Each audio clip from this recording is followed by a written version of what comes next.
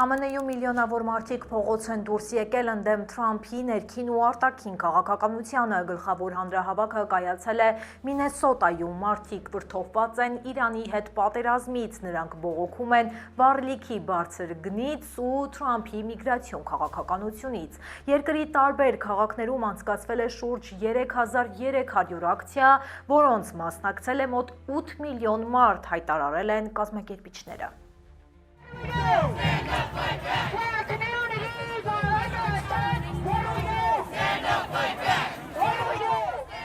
Ոչ թագավորներին կարգախոսով խոշոր ցույցեր են տեղի ունեցել Լոս Անջելեսում, Նյու Յորքում, Վաշինգտոնում, Բոստոնում, Դալասում, Ֆիլադելֆիայում եւ այլ քաղաքներում։ Լոս Անջելեսում եւ Դալասում բախումներ են գրանցվել ցուցարարների եւ խմբերի միջև։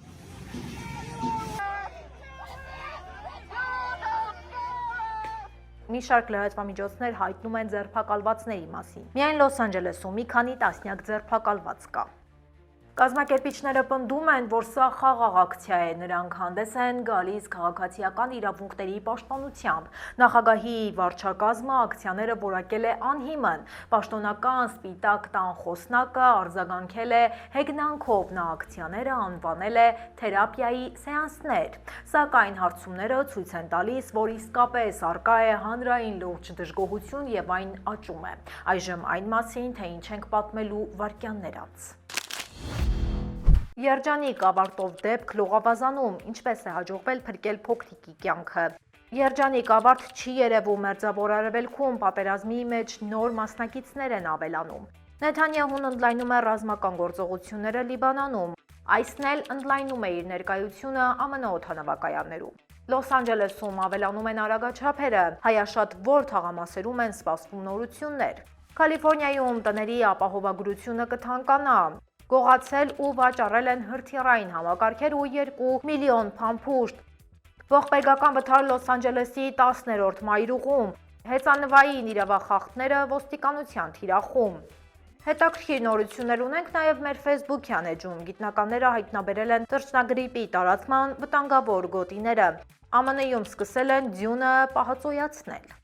Այսքանը թողարկման առաջին մասում, երկրորդ մասում պատմելու ենք համաշխարհային տնտեսության մեջ Մերձավոր Արևելքի դերի մասին, եւ խոսքը միայն նավթի մասին չէ։ Պարարտանյութերից մինչև հելիում եւ տեղեկատվական տեխնոլոգիաներ, բոլորին սնուցող կարևորագույն երակները անցնում են հենց այս տարածքով։ Պատմելու ենք այն մասին, թե վառելիքից բացի էլ ինչը կարող է թանկանալ մոտ ապագայում, եթե Մերձավոր Արևելքում իրավիճակը չհանդարտվի։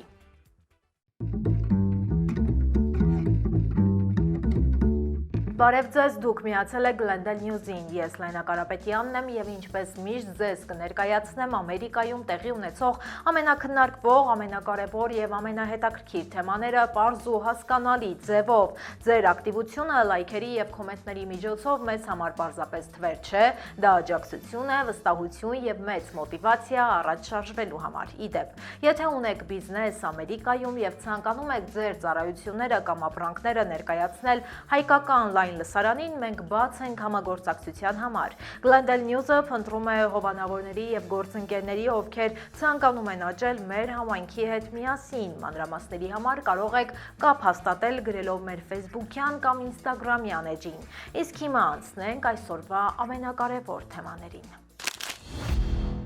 Մորենո Վելիում տեղի ունեցել սարսափելի դեպք։ 2 տարեկան փոքրիկը հայտնվել է Լողավազանում, մայրը եղել է Մեքսիկայում։ Տանը երեխային հետևել են հայրը եւ տատիկը։ Ուշադրությունից դուրս մնալուց հետո երեխան աննկատ դուրս է եկել, բակ նա ընկել է տան հետնամասի Լողավազանը։ Տեսախցիկները ֆիքսել են պահը, երբ ծնողները խուճապի են մատնվել։ Փոքրիկին օդային ճանապարհով տեղափոխել են հիվանդանոց։ Երեխան երկար ժամանակ եղել է ծայրահեղ ծանր վիճակում, բժիշկները չեն տվել հստակ կանխատեսումներ։ Միայն 11 օր անց եղել է դրական տեղաշարժ։ Փոքրիկին տեղափոխել են վերակենդանացման բաժանմունք, այժմ նա կամաց ապաքինվում է։ Ընտանիքի համար ստեղծվել է դրամահավաք ծախսերը հոգալու համար։ Տեղական նորություններին կվերադառնանք քիչ անց, մինչ այդ մի քանի կարևոր լուր միջազգային եւ համաամերիկյան թեմաներից։ Արդեն ավելի քան 1 ամիս Մերձավոր Արևելքում պատերազմը չի դադարում։ Հանգստյան օրերին ռազմական գործողությունները շարունակվել են անփոփոխ ինտենսիվությամբ։ Ամերիկա-իսրայելական ուժերը շարունակել են հարվածներ հասցնել Իրանին, իրանական ուժերն էլ շարունակել են հարվածել Իսրայելին, տարածաշրջանում ԱՄՆ ռազմաբազաներին եւ ԱՄՆ-ի հետ կապակցված օբյեկտներ։ Իրանը հայտարարել է, որ պատրաստ է ամերիկա-իսրայելական ուժերի նաև ցամաքային հարձակմանը։ Միացյալ Նահանգները շարունակում է իր ռազմական ներկայության հզորացումը Մերձավոր Արևելքում, տարածաշրջան են ժամանել 3500 ամերիկացի զինծառայողներ։ Միացյալ Նահանգների կենտրոնական հրամանատարությունը հաստատեց այս տեղեկությունը։ Տարածաշրջան է ժամանել նաև USS Tripoli նավը։ Պենտագոնը նախագծել է ցամաքային գործողությունների հնարավոր պլանը։ Իրավիճակը լարվում է նաև Մերձավոր Արևելքի մեկ այլ հատվածում։ Իսրայելի վարչապետը հայտարարել է նոր պլանների մասին։ Իսրայելը կընդլայնի իր ցամաքային արշավը հարավային Լիբանանում, նպատակը, այսպես ասած, անվտանգության գոտու ընդլայնումն է։ Նեթանյահուն նշել է, որ դա անհրաժեշտ է Իսրայել ներխուժման սպառնալիքը կանխելու համար։ Նա նաև ցանկանում է հեռացնել հրթիռների սպառնալիքը սահմանից։ Իսրայելի պաշտպանության նախարար Իսրայել Կացը խոսել է նոր գոտու մասին։ Նա պլանավորում է Լիբանանում վերահսկել գետային կարևոր անցումները։ Այս քայլը կառաջացնի 100 հազարավոր մարդկանց տեղահանում։ Մարդասիրական կազմակերպությունները զգուշացնում են բնակելի տարածքների ավերման մասին։ Հիշեցնեմ, որ Լիբանանի դեմ Իսրայելի հարձակման պաշտոնական առիթն այն էր, որ լիբանանյան Հեզբոլլահը պատասխան հարվածներ է հասցրել Իսրայելին Իրանի դեմ հարձակման պատճառով։ Մարտի 2-ից Լիբանանում կա գրեթե 1200 զոհ, վիրավորվել է ավելի քան 3400 մարդ, Իսրայելում արդեն կա 19 զոհ։ Ռազմական գործողությունները մեծ ավերածություններ են առաջացրել հարավային Լիբանանում։ Թրամփը անսպասելի հայտարարություն է արել, նա թույլ է տվել ռուսական նավթային տանկերներին մոտենալ Կուբային։ Այդ նավը տեղափոխում է մարդասիրական օգնություն կղզու համար։ Կուբան ներկայումս գտնվում է ԱՄՆ-ի կողմից սահմանված նավթային շրջափակման մեջ։ Տանկերը կրում է մոտ 730 հազար բարել նավթ։ Այն Կուբա կհասնի 3-շաբթի օրը։ Տվյալ նավը գտնվում է ԱՄՆ-ի, Եվրամիության եւ Մեծ Բրիտանիայի պատժամիջոցների ներքո։ Շրջափակումը լուրջ հարված է հասցրել Կուբայի տնտեսությանը։ Կղզում համատարած հոսանքազրկումներ են։ Բնակչությունը զրկված է վառելիքից ու հիմնական ռեսուրսներից, հիվանդանոցները եւ տրանսպորտը կատվածահար են եղել։ Այս նավթը կարող է ապահովել Կուբայի պահանջարկը 10 օրով։ Սա կարող է լինել իրավիճակի մասնակի մեղմացման նշան։ Առայժմ Կուբայի պաշտոնյաները պաշտոնական մեկնաբանություն չեն տվել։ Այսի գործակալները կմնան օդանավակայաններում, նրանք կփոխարինեն տրանսպորտային անվտանգության վարչության աշխատակիցներին, որոնցից ավելի քան 500-ը արդեն հրաժարվել է իր պարտականություններից։ Այդ մասին հայտարարել է սահմանային հարցերով պատասխանատուն։ Եթե TSA-ի աշխատակիցները քիչ վերադառնան, ապա այսի գործակալների թիվը կմեծանա։ Թրամփը հրամայել է վճարել TSA-ի աշխատակիցների աշխատավարձերը։ Դա կարող է որոշակի մեղմել լարվածությունը, սակայն շարունակվող շատդաունի պայմաններում կլինի միայն ժամանակավոր լուծում։ Անվտանգության աշխատակիցների պակասը մեծ խնդիրներ է առաջացրել։ Հանրապետականները փորձել են ֆինանսավորման օրինագիծ անցկացնել, սակայն կոնգրեսում կա լուրջ անհամաձայնություն։ Սա դարձել է պատմության մեջ ամենաերկար շատդաունը։ Օրենսդիրները այժմ արձակուրդում են։ Իրավիճակը օդանավակայաններում մնում է անորոշ եւ ծանրաբեռնված։ Լոս Անջելեսի քաղաքային խորհուրդը հաստատեց նոր փորձնական ծրագիր, քաղաքի փողոցներում կտեղադրվեն արագաչափ տեսախցիկներ։ Ընդհանուր առմամբ կտեղադրվեն շուրջ 125 տեսախցիկ։ Տեղերը ընտրվել են հստակ տվյալների հիման վրա։ Շեշտը դրվել է վթարների բարձր մակարդակ ունեցող հատվածների վրա։ Տեսախցիկները կկարդան մեքենաների համարանիշները, դրանք կարձանագրեն թույլատրելի արագությունը 11 մղոնով գերազանցողներին։ Ծրագիրը կփորձարկվի ապրիլից մինչև հուլիս։ Այդ ընթացքում տուգանքները չեն նշանակվի։ Աշնանը կսկսվի 60-օրյա նախազգուշական շրջան։ Առաջին անգամ խախտողները կստանան միայն նախազգուշացում։ Այս նորությունը ներառում է նաև հայաշատ թաղամասերը։ Տեսախցիկներ կլինեն Վիլշայր բուլվարում, Վերմոնտ պողոտայում, Հոլիվուդ բուլվարում։ Տեղադրման աշխատանքները կավարտվեն հուլիսին։ Կալիֆորնիայի բնակիչները պետք է պատրաստվեն նոր ծախսերի, տան ապահովագրության սակագները կտրուկ կաճեն, կանխատեսումների համաձայն Կալիֆորնիայում սպասվում է 16% թանկացում, սա տեղի է ունենում ծանր եղանակային պայմանների պատճառով, ուժգին փոթորիկները եւ բնական աղետները մեծ վնասներ են հասցրել։ 2025 թվականին միայն Կալիֆորնիայի անտառային հրդեհները պատճառել են $250 միլիարդ վնաս։ Ապահովագրական ընկերությունները փոխում են իրենց քաղաքականությունը, նրանք փորձում են նվազեցնել իրենց ռիսկերը։ Սա բեռ է դառնում տանտերերի համար, թանկացումներ են սպասվում նաև Նեբրասկայում եւ Նյու Մեքսիկոյում։ Ֆլորիդա նահանգը մնում է ամենաթանկը երկրում, այստեղ ապահովագրության տարեկան գինը գերազանցում է $8,000։ Փորձագետները զգուշացնում են ապահովագրության թանկացումը նվազեցնում է տների գները։ Բոլոր նահանգներում չէ, որ գները կաճեն, Հավայան կղզիներում եւ Մասաչուսեթսում գները կնվազեն, Ռոդ Այլենդը եւ Լուիզիանան նույնպես կունենան գնային նվազում, սակայն Կալիֆորնիան շարունակում է մնալ ռիսկային գոտում։ Կալիֆորնիայում ծովային հետևակային է ձերբակալվել, 23-ամյա զինծառայողը մեղադրվում է զենքի գողության մեջ, նա գողացել է Javelin հրթիռային համակարգեր եւ զինամթերք, այնուհետեւ նա դրանք տեղափոխել եւ վաճառել է Թեքսասի հարևան նահանգում Արիզոնայում, դաշնային քննիչները պարզել են նրա հանցավոր ցանցը։ Գործակալները վերականգնել են հրթիռային համակարգերի որոշ մասեր, այնուամենայնիվ միլիոնավոր փամփուշտներ դեռ չեն գտնվել։ Դատախազները նշում են, որ հնարավոր է անհետացած լինի մոտ 2 միլիոն փամփուշտ։ Զինծառայողը ձերբակալվել է Վիրջինիա նահանգում, Ֆինիքսի դաշնային դատարանում նա իրեն մեղավոր չի ճանաչել։ Դատավորը մերժել է գրավի դիմաց ազատ արձակումը, դատական գործընթացը դեռ շարունակվում է։ Լոս Անջելեսում 5 մեքենաների մասնակցությամբ խոշոր վթար է տեղի ունեցել, միջադեպը գրանցվել է 10-րդ ավտոմայրուղիում, բժիշկները արձանագրել են 1 մարդու մահը հենց դեպքի վայրում, ևս 2 տուժած տեղափոխվել է տեղի հիվանդանոց, նրանց վիճակի մասին հստակ տեղեկություններ չկան։ Վթարից հետո մայրուղու մեծ մասը փակվել է, ավտոճանապարհի ողջ տարածքով ցրված են եղել բեկորները, տեսանյութերում երևում են ջարդված մեքենաները, ոստիկանությունը դեռ չի պարզել վթարի ստույգ պատճառները, հայտնի չէ արագության գերազանցումը եղել է գործոն թե ոչ, իրավապահները դեռ ստուգում են ոլորտի վիճակը։ Լոնգ Բիչի ոստիկանությունը կանխել է փողոցային անօրինական երթ, մոտ 50 հեծանվորդները անկանոն վարել են էլեկտրական հեծանիվներ եւ մոտոցիկլետներ, ոստիկանները տարբեր ստորաբաժանումների հետ համատեղ գործողություններ են իրականացրել, գործողություններին անգամ ուղղաթիռ են ներգրավել։ Ոստիկանները ձերբակալել են 17-ամյա մի պատանու, իրավապահները առգրավվել են 5 էլեկտրական մոտոցիկլետ եւ 1 փոքրիկ մոտոցիկլետ։ Ոստիկանությունը զգուշացրել է, որ փողոցային նմանատիպ խմբավորումների դեմ պայքարը շարունակվում է ողջ քաղաքում եւ առաջիկայում էլ նման խմբերի դեմ գործողություններ են լինելու։ Չորեքշաբթի երեկոյան ավելի քան 50 տարվա ընդմիջումից հետո տիեզերագնացները կրկին դեպի լուսին կուղղվեն։ ՆԱՍԱ-ի Արտեմիս 2 առաքելությունը կտևի 10 օր, 4 տիեզերագնացներ կշրջեն երկրի, ապա լուսնի ուղեցրով։ Նպատակը լուսնի վրա երկարաժամկետ ներկայություն հաստատելն է։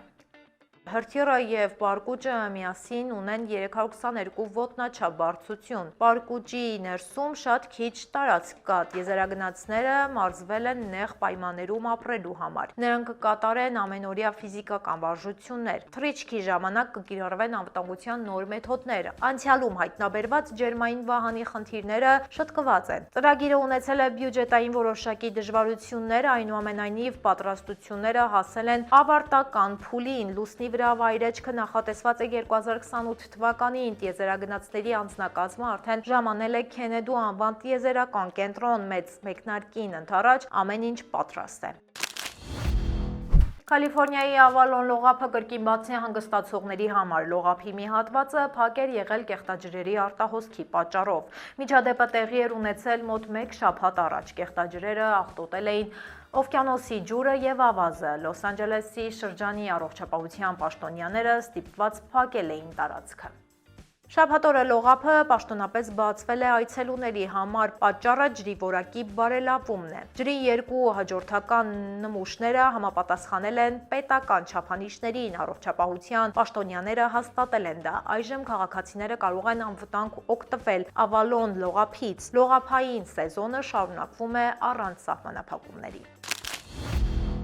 Կալիֆոռնիան նոր օրենք է ընդունել եգիպտացորենի ալյուրին ավելացնում են ֆոլաթթու։ Նպատակը երեխաների բնածին արատները նվազեցնելն է։ Ֆոլաթթուն կենսական վիտամին է։ 1998 թվականից այն ավելացնում են ցորենի ալյուրի։ Դա նվազեցնում է ծանր արատների թիվը 30%-ով, սակայն եգիպտացորենի ալյուրը դուրս էր մնացել այդ կարգավորումներից։ Կալիֆոռնիայի օրինակին հետևում են այլ նահանգներ։ Ալաբաման նույն քայլը նախատեսում է հունիսին, Ֆլորիդան եւ Թեքսասը նույնպես քննարկում են նման օրենքներ։ Որոշ քաղաքական գործիչներ դեմ են այս քայլին, սակայն հետազոտությունները հաստատում են վիտամինի անվտանգությունը։ Դեռ ավելին, ըստ բազմաթիվ ուսումնասիրությունների, այն դեռ հղիության առաջին շրջանում կանխում է մի շարք վտանգավոր հիվանդությունների ծագումը սաղմի մոտ։ Այժմ եկեք տեղափոխվենք մեր Facebook-յան էջ, որտեղ ունենք հրապարակումներ, որոնք վստահ եմ կհետաքրքրեն ձեզ։ Գիտնականները հայտնաբերել են թռչնագրիպի տարածման վտանգավոր գոտիները, այդ վայրերում մարդիկ, կովերը ու հավերը շատ խիտ են ապրում։ Չինաստանի գիտությունների ակադեմիայի մասնագետները քարտեզագրել են ջրլող թռչունների տեղաշարժը։ Դա վիրուսի փոխանցման գլխավոր հիմքն է։ Այդ գոտիները զբաղեցնում են երկրի ցամաքի 14%-ը։ Այստեղ կենտրոնացած է աշխարհի մարդկանց 52%-ը։ Հատկապես բարձր ռիսկային են ԱՄՆ-ն, Եվրամիությունը, Չինաստանը եւ Հնդկաստանը։ Գիտնականների նշած գոտիներում մեծ է նաև կովերի եւ հավերի թիվը։ Այս քարտեզը ծառայում է որպես վաղ նախազգուշացման համակարգ։ Շատ փորձագետներ չեն բացառում առաջիկայում թռչնագրիպի նոր բռնկումը հիվանդության հարուցիչների նոր մուտացիաներով։ ԱՄՆ-ի լեռնադահուկային հանգստավայրերը ձյուն են պահածոյացնում։ Հանգստավայրերը ձյունը կուտակում են մեծ բլուրների տեսքով, ապա ծածկում են հատուկ մեկուսիչ գորգերով։ Այսպես ձյունը կպահպանվի անգամ ամռան տապին։ Աշնանը հանգստավայրերը կրկին օգտագործելու են այդ ձյունը։ Սա օգնում է երկարացնել դահուկային սեզոնը։ Անցյալ տարի որոշ հանգստավայրեր արդեն փորձարկել են նույն համակարգը։ Ամբարված ձյան 80%-ը հաջողությամբ պահպանվել է։ Դա թույլ է տվել բացել սեզոնը վաղ, ջերմաստիճանը գորգերի տակ մնացել է ցածր։ Բոդենշտայները պլանավորում է ընդլայնել պաշարների ծավալը։ Ձյան ֆերմերությունը դառնում է արդյունաբերության կարևոր մաս։ Դահուկային սպորտը փորձում է հարմարվել կլիմայական փոփոխություններին։ Project Hail Mary ֆիլմը շարունակում է նվաճել կինոթատրոնները։ Երկրորդ շաբաթվա վերջին այն հավաքել է $54.5 միլիոն։ Այս ֆիլմը տարվա մեծագույն հիթն է։ Համաշխարհային շահույթը արդեն կազմում է $300.8 միլիոն, այն դեպքում, որ արտադրության ծախսերը կազմել է մոտ $200 միլիոն։ Ֆիլմը գերազանցում է նախորդ տարվա շատ ռեկորդներ։ Ընտանեկան ֆիլմերը պահպանում են իրենց դիրքերը։ Pixar-ի Hoppers-ը հավաքել է $12.2 միլիոն։ Ֆիլմի համաշխարհային շահույթը կազմում է $297.6 միլիոն։ Փոխարենը սարսափ եւ ավերագրական ֆիլմերը անկում են գրանցում։ They Will Kill You նոր ֆիլմը հավաքել է ընդամենը $5 միլիոն։ Իսկ Թեքսասի առևտրի կենտրոնի մասին պատմող Forbidden Fruits-ը հավաքել է $1.2 միլիոն։ Դա նույնպես թույլ արդյունք է։ Հաջորդ թիվ ձեզ հետ կաշխատի իմ գործընկեր Մանու Հարությունյանը։ Ուզում եք իմանալ, թե ԱՄՆ շարքային քաղաքացիները էլի ինչ տհաճ անակնկալների են հանդիպելու, եթե պատերազմը մերձավոր արևելքում շարունակվի, թանկացումներ, առաքումների ուշացումներ, որոշ ապրանքների դեֆիցիտ, թե ինչի մասին է խոսքը, պատմելու է Մանուն, փաստերով ու թվերով։ Հրաժեշտից առաջ մնում է միայն հիշեցնեմ, ձեր ցանկացած լայքն ու մեկնաբանությունը մեզ օգնում են հաջորդ հանդիպումը ել ավելի հետաքրքիր ու բովանդակալի դարձնել։ Իսկ եթե բաժանորդագրվեք, հետաքրքիր նորությունների մասին առաջիններից մեկը կտեղեկանանք։ Բարև ձեզ։ Մոռացեք Հորմուզով անցնող նավթի 20%-ի մասին, քանի որ սա շատ համեստ թիվ է համաշխարհային տնտեսության մեջ մերձավոր արևելքի դերը պատկերացնելու համար։ Սա կենտրոնական նյարդն է, որը որոշիչ դեր է խաղում գլոբալ ֆինանսների համար։ Տարածաշրջանում են կենտրոնացված աշխարհի ապացուցված նավթային պաշարների 48%-ը եւ բնական գազի 40%-ը։ Ու սա դեռ ամենը չէ։ Այսօր այդ դերի մասին ենք խոսելու, որպեսզի լավ պատկերացնենք ենք, որ բենզինի թանկացումը այն նվազագույն հետևանքն է, որ Իրանում սկսված պատերազմի հետևանքով կզգա Կալիֆոռնիայի բնակիչը։ Մերձավոր Արևելքն ապահովում է համաշխարհային նավթի արտահանման շուրջ 35%, որից 15-ից 20%-ը անմիջապես ռազմավարական նշանակության Հորմուզի նեղուցով։ Սաուդի Արամքոյի վերլուծությունների համաձայն մատակարարման ցանկացած խափանում առաջացնում է նավթի բարելի գնի 20-ից 30 դոլարի կտրուկ թռիչք։ Սա անմիջապես բարձրացնում է վառելիքի գները Եվրոպայում եւ Ասիայում։ Սա համաշխարհային տնտեսությունն ուղղակի կախման մեջ է դնում այս անհանգիստ տարածաշրջանից։ Նավթից բացի տարածաշրջանը հանդիսանում է նաև մի շարք այլ հանքահումքային նյութերի կարևորագույն կենտրոն Քաթարը եւ Արաբական Միացյալ Էմիրություններն աշխարհի հեղուկացված բնական գազի խոշորագույն մատակարարներից են։ Դրանք ապահովում են ԵՄ երկրների պահանջարկի զգալի մասը, պատերազմի հետևանքով խաթարվում է նաև ֆոսֆատների եւ ալյումինի մատակարարումը, որոնք անհրաժեշտ են գյուղատնտեսության ու շինարարության համար։ Այս շղթայական ռեակցիան հանգեցնում է համաշխարհային արտադրական ծախսերի աննախադեպ աճի։ Քաթարը, որը հելիումի գլոբալ շուկայի ավելի քան 30%-ի երաշխավորն է, կանգնած է մատակարարման ընդհատման լուրջ վտանգի դիմաց։ Իրանի հետ պատերազմի պարագայում գործարանների ոչնչացումը կհանգեցնի հելիումի դեֆիցիտի, ինչը կաթվածահար կանի բժշկական մի շարք կրիտիկական սարքերի աշխատանքը եւ կիսահաղորդիչների արտադրությունը։ Սա աղետալի հետևանքներ կունենա բժշկական ոլորտի եւ բարձր տեխնոլոգիական ընկերությունների համար։ Ավելի պարզ, առողջապահությունը ուղղակի կոլապսի կենթարկվի, իսկ չիպերի գները կտրուկ կաճեն։ Առանց հելիումի հնարավոր չէ արդյունավետ գիտահետազոտական գործունեություն իրականացնել։ Մերձավոր Արևելքը խաչմերուկ է։ Տարածաշրջանով են անցնում առևտրային գլխավոր մայրուղիները, որոնք միավորում են մայրցամաքները։ Սուեզի ջրանցքը, որով իրականացվում է աշխարհի առևտրի 12%-ը, ուղղակի կապված է Մերձավոր Արևելքի հետ։ Պատերազմի պատճառով նավերը ստիպված են շրջանցել Աֆրիկան։ Սա ավելացնում է լոգիստիկ ծախսերը 30%-ով եւ երկարացնում է առաքման ժամկետները 10-ից 15 օրով։ Այս խնդիրը հարվածում է սպառողական ապրանքների գներին, սննդից մինչև էլեկտրոնիկա։ Գլոբալ առևտրաշրջանառության ծավալները կրճատվում են։ Մերձավոր Արևելքը համաշխարհային ինտերնետի ողնաշարն է։ Տարածաշրջանի ջրային ավազանների հատակով անցնում են 16 խոշոր օպտիկամարաթելային մալուխներ, որոնք կապում են Ասիան եւ Եվրոպան։ Ռազմական գործողությունները վտանգում են CMV-5 մալուխը, որի վնասումը կարող է կաթվածահար անել գլոբալ ֆինանսական գործարքները։ Սա կվնասի բանկային համակարգերին, ստեղծելով ծանր ճգնաժամ միջազգային շուկաներում։ Նավթի գներից մինչև տեղեկատվական մալուխների անվտանգություն, ամեն ինչ կախված է այս տարածաշրջանի կայունությունից։ Մերձավոր Արևելքում պատերազմի հետևանքները ուղղակի կամ անուղղակի անմիջականորեն զգալու է երկրագնդի բնակչության առնվազն կեսը։ ԱՄՆ բնակչությունը այդ կեսի մեջ է, ընդ որում ԱՄՆ բնակչությունը այդ հետևանքները զգալու է ուղղակի։ Այսօրվա համար պատրաստել էինք այսքանը։ Եթե դեռ չեք հասցրել դիտել մեր նախորդ թողարկումը, ապա կարող եք անցնել հենց այս հղումով։ Կհանդիպենք վաղը ժամը 5-ին։ Հաջողություն։